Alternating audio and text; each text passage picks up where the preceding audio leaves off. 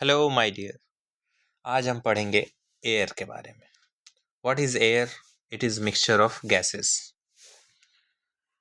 इसी को हम एटमॉस्फेयर भी बोलते हैं। एटमॉस्फेयर क्या होता है? The thin layer of air which blankets the earth और सराउंड्स द अर्थ। ओके, अब बात आती है कि एयर में कितने गैसेस हैं। तो पहला जो सबसे ज़्यादा अमाउंट में होता है उसको नाइट्रोजन। इट इज़ 78%, सबसे ज़्यादा अमाउंट में होता है। इसकी क्या इंपॉर्टेंस है नाइट्रोजन की? तो एयर से नाइट्रोजन प्लांट्स में जाता है थ्रू सम बैक्टीरियाज। वो उसे एब्जॉर्ब करते हैं सॉइल में, और सॉइल से प्लांट जो है वो नाइट्रोजन को एब्जॉर्ब करके और अपने लिए प्रोटीन वगैरह बनाते हैं, जिस प्रोटीन को हम भी खाते हैं। ठीक है, तो प्रोटीन सिंथेसिस में इसकी ज़रूरत पड़ती है नाइट्रोजन की। दूसरा सबसे अबंडेंट गैस है oxygen. Very important for life. ये ब्रीदिंग के लिए ज़रूरत है और ज़रूरी है। और कंबशन, किसी भी चीज़ का जलना बिना ऑक्सीजन के नहीं हो सकता, यानी कंबशन और ब्रीदिंग इसके लिए ज़रूरी है ऑक्सीजन। ऑक्सीजन हमारे एटमॉस्फेयर में कितना है? 21%। तीसरा सबसे ज़्यादा अमाउंट में पाया जाने वाला गैस है आर्गन। ये एक इनर्ट गैस है। इनर्ट गैस मतलब निष्क्रिय गैस है, और इसकी अमाउंट 0.93% है। चौथा सबसे अबंडेंट गैस है कार्बन डाइऑक्साइड। ये बहुत इंपॉर्टेंट गैस है, लेकिन अगर इसकी मात्रा ज़्यादा हो जाए तो ये हमारे अर्थ के लिए बहुत नुकसानदायक भी है।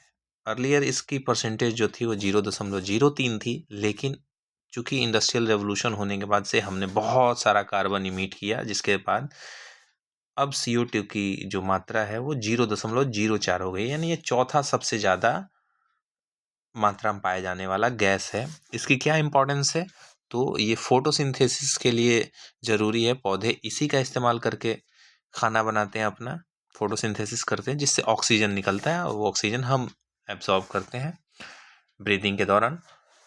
और ये एक ग्रीन हाउस गैस भी है। अब ग्रीन हाउस गैस क्या करता है? तो सूरज से आने वाली किरणों के लिए ग्रीन हाउस गैस जो होता है वो ट्रांसपेरेंट होता है, लेकिन जब वो हमारे अर्थ से टकराती हैं और फिर वापस जाती हैं तो उनके लिए ये ग्रीन हाउस गैस क्या हो जाता है? वो ओपेक बन जाता है। और वो जो हीट है सन से आ तो जाता है, लेकिन यहाँ से वापस नहीं जा पाता है, जिसकी वजह से हमारा अर्थ क्या होता है? गर्म रहता है। अगर ये CO2 ना हो तो अर्थ एकदम ठंडा रहेगा। जब तक सूरज रहेगी, सूरज की चमक रहेगी, तब तक गर्म रहेगा, उसके बाद से एकदम ठंडा हो जाएगा। इसलिए इसका होना बहुत ज़रूरी है, नहीं तो अर्थ पर ज़िंदगी पॉसिबल नहीं थी। बट प्रॉब्लम क्या है? ड्यू टू कार्बन इमिशन इसकी मात्रा बढ़ रही है, जिसकी वजह से ग्लोबल वार्मिंग हो रहा है। तो यानी ग्रीन हाउस गैसेस का बढ़ना मतलब ग्लोबल वार्मिंग का होना। आई होप आप लोग यहाँ तक बातें समझ पा रहे होंगे। Neon, helium, methane, krypton, hydrogen, ये बहुत कम मात्रा में पाए जाने वाले गैसेज हैं जो कि एयर में मिलते हैं। और एक और गैस है जिसको हम वाटर वेपर बोलते हैं, जो पानी जब धूप से सूखता है तो एटमॉस्फेयर में मिक्स हो जाता है, वाटर वेपर। इसकी मात्रा फ्लक्चुएट करते रहती है, 0% से लेकर 4% तक होती है। ये भी एक ग्रीन हाउस गैस है, वाटर वेपर भी। ठीक है, ग्रीन हाउस गैसेस कौन कौन सी हैं? इन तीनों का नाम आप लोग याद रखेंगे। CO2 का CH4 को मीथेन बोलते हैं। ठीक है, मीथेन और वाटर वेपर। ठीक है, ये ग्रीन हाउस गैसेज हैं। ग्रीन हाउस गैसेज क्या होती है, मैं एक बार फिर से बता दूं। अगर ग्रीन हाउस गैस अर्थ पे है तो सूरज से आने वाली जो किरणें हैं वो अर्थ पे आ तो जाएंगी, लेकिन जब ये अर्थ से टकरा के रेडिएट होना चाहे तो ये रेडिएट नहीं हो पाती हैं।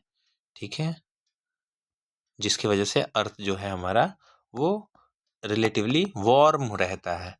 अगर ये गैसेज ना हो तो क्या होगा? ये सारा रेडिएशन चला जाएगा वापस, और चला जाएगा तो हमारा अर्थ क्या हो जाएगा? फिर ठंडा हो जाएगा। आ रही बात समझ में? अब ये ग्रीन हाउस गैसेस का होना भी ज़रूरी है, लेकिन अगर इनकी मात्रा बढ़ती जा रही है तो ढेर सारा हीट आएगा, और ढेर सारा हीट क्या होगा, ट्रैप होगा, और हमारा अर्थ जो है वो गर्म होता जाएगा, गर्म होता जाएगा, जिसको हम क्या बोलते हैं, जिसको हम बोलते हैं ग्लोबल वार्मिंग। और यही ग्लोबल वार्मिंग क्या होता है, आगे चल के क्लाइमेट चेंज में तब्दील हो जाता है, जिसके वजह से आप देख पा रहे हैं ग्लेशियर्स जो हैं वो पिघल रहे हैं, कहीं पे बहुत बाढ़ तो कहीं पे सूखा, जो समुद्री तट के देश हैं वो डूबने के कगार पर आ रहे हैं। और ये ग्रीन हाउस गैसेस बढ़ क्यों रहे हैं, क्योंकि हम प्रोडक्शन कर रहे हैं, गाड़ियाँ चला रहे हैं, जिसके वजह से methane, sulphur dioxide, carbon dioxide, nitrous oxide, ये सब अधिक मात्रा में निकल रहा है, जो हमारे एटमॉस्फेयर को और भी ज़्यादा गर्म कर रहा है। आई होप कि आपको ये बातें समझ में आई होंगी। इस वीडियो में इतना ही। आपका बहुत बहुत धन्यवाद।